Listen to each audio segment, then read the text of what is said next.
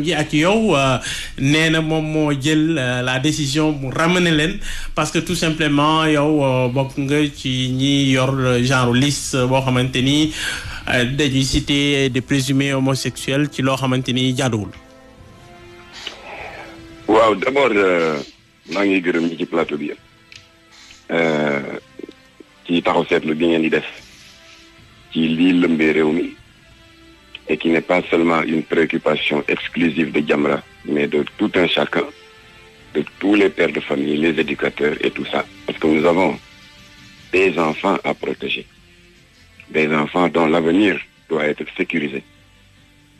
Et nous prenons à témoin le brave procureur Saliou Dicko, avec le commandant de brigade de la gendarmerie de Kermassar, qui peuvent attester largement que Mbirmi, ce n'est plus seulement un problème d'homosexuel arrêté. Pris en flagrant délit d'acte contre nature yi am na fi ba tey góor jigéen ñi jàppoon ñu takk say fii ci Mbao 2009 fu mu mujje fenn góor jigéen yi ñu jàppoon le 25 décembre 2015 ñuy takk 11 mariages homosexuels à l'école Ibrahima Diouf de Kaolack lors d'une nuit aussi sacrée que la Mawlidul Nabi fu mu mujje fenn bii nag dafa am une tournure criminelle moo tax ñun ñu soutenir 100% le procureur, qui en plus des chefs d'inculpation d'associations de malfaiteurs, d'actes contre nature, de trafic de drogue, parce que nous avons fait perquisition c'est que fait quand drogue, et de blanchiment d'argent, mais il y a un cinquième chef d'inculpation qui nous a beaucoup satisfait. Moi, mise en danger de la vie d'autrui, parce que dans les affaires, vous avez dit sida, ne beaucoup sa entourage. Et mieux, mais poser des actes de transmission volontaire. C'est devenu un problème de santé publique. Quand le Premier ministre il n'a pas le droit de sortir une liste. Ça relève de la prérogative régalienne des autorités. Mais il enfonce une porte déjà ouverte. Vous devez suivre réaction, opinion dans les réseaux sociaux. Ma réponse, chaque fois qu'il y a pression et exigence de publication de cette liste, ma réponse n'a jamais varié. Dans ma laine, cette liste n'est pas destinée aux réseaux sociaux, mais aux autorités. Ni me développé avec l'ancien régime, que le ministre de l'Intérieur, Ali Ndiaye, recevoir le 13 novembre 2019, et je m'en étais largement expliqué, Giancarlo bi passé. Parce que boobu dañ ma ko doon laaj ma ne ñii laa koy jox te noonu laa ko defee jox naa ko des centaines d'homosexuels répartis dans 16 associations góor jigéen et lesbiennes qui détiennent illégalement des récépissés que l'État leur a officiellement délivrés en violation de l'article 319 du Code pénal, en violation du Code des obligations civiles et commerciales. Ñooñu ñoo moom liste bi. Comme que le régime bi passé, ils n'ont pas donné de suite concrète à ça. Moi, j'ai réitéré ça. Ouais, waxuma fenn ne danaa ko génne foofu Ousmane Sonko tooñ na ma parce que je ne l'ai jamais dit et je le mets au défi génne le moindre petit texte wala un bout de vidéo fu Jamra di wax naan danaa wax ñu nekk ci liste bi. Au contraire, j'ai dit aux gens cette liste n'est pas destinée aux réseaux sociaux. La preuve, bu ma ko génne woon qu'est-ce qui s'est passé avant-hier à Cité Fadia? Une expédition punitive contre des homosexuels yu nekkoon ci benn kër. Bu doon police gaawul ci intervention ba kenn dana forot imaginez liste bi bu ma ko génnoon ñu jékki-jékki parce que yéen ñi toog ci plateau bi yëpp vous rejetez les unions contre nature vous allez toujours rejeter cette abomination de Paul avec la morale la plus élémentaire rawatina avec nos préceptes religieux. léegi Mamatar allo Mamatar allo Mamatar lu ñu la bëggoon laaj mooy que premier ministre déglu nañ ko moom surtout lu muy offusqué mooy le fait que ngeen di génnee en tout cas les aspects sérologiques wax kii ni am na virus sida bi di ko jeté à la vindicte populaire famille am bi nekk ci ay problème wala sa xale doom yi mu yor mënuñu dem école est-ce que yéen a ngi calculer loolu tamit la gravité du phénomène boobu. C'est faux. Jamra mosul wax ne diw am na sida diw am na sida na ko wax ñeneen. Nit ki boo koy tuumaal wax ko la mu wax bul yokk bul wàññi alors donc police moo dox ci diggante bi bu fekkoon liste génn na contrairement ak Ousmane Sonko wax ne amuñu droit génn liste te loolu mësul am mais da nga dégg ñu ne rey nañ 15 góor jigéen Parcelles rey nañ 25 Médina rey nañ 55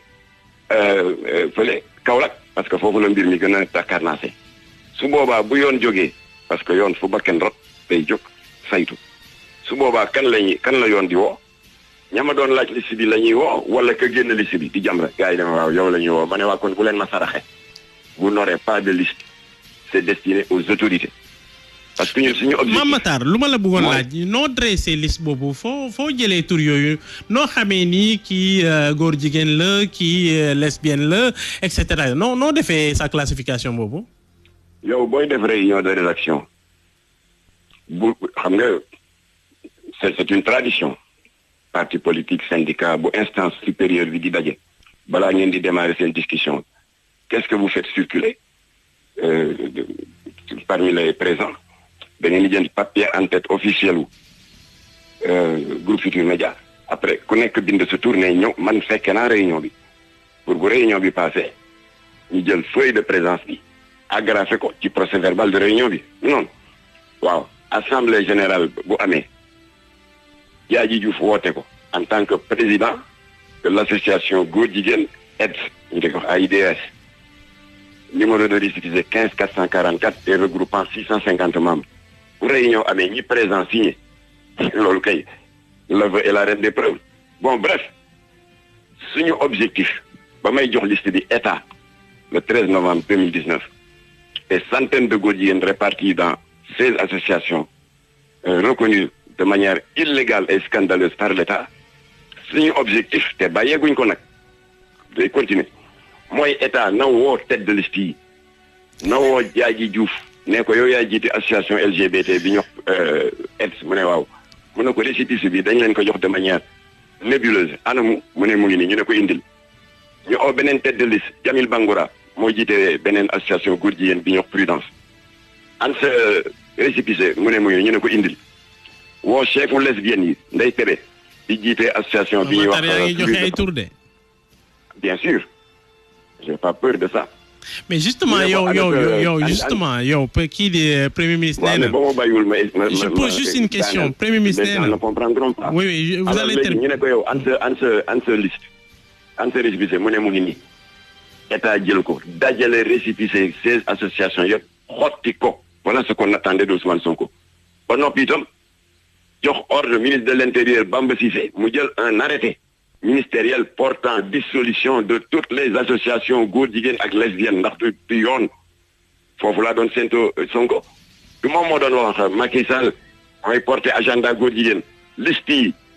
ak récépissé yi ci agenda bi la bokk Macky dem na bu kenn waxati waxi Macky waaye ñoom ñu ngay cautionner la reconnaissance officielle des associations de góor jigéen et de lesbiennes parce que les listes sont toujours là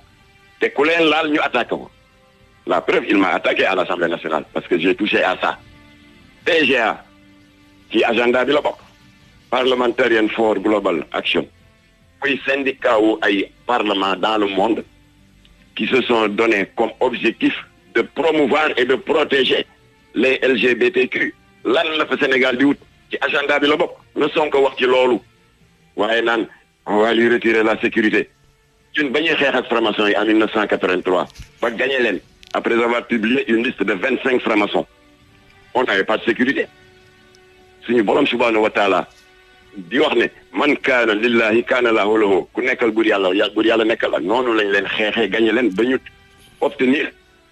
une décision judiciaire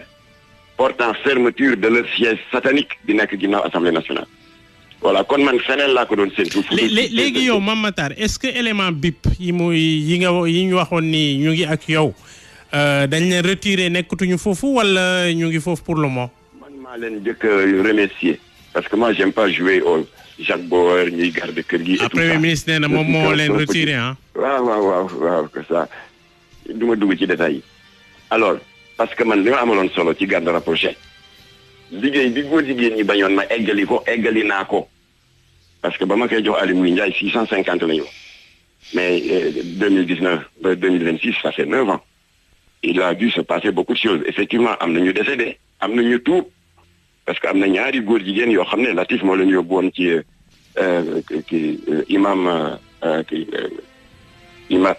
imam Alaaji Makhtar Diop Mouhsin bu Ndar il a ses secrets faj na ñaari góor jigéen donc ñoo ñëpp il fallait les enlever de la liste loolu 650 635 la loolu la góor jigéen ñi bañ ma def mise à jour bi li waraloon que cette protection m'importait beaucoup il fallait me lister tous les groupes WhatsApp yi góor jigéen yi jël di ko utiliser comme piège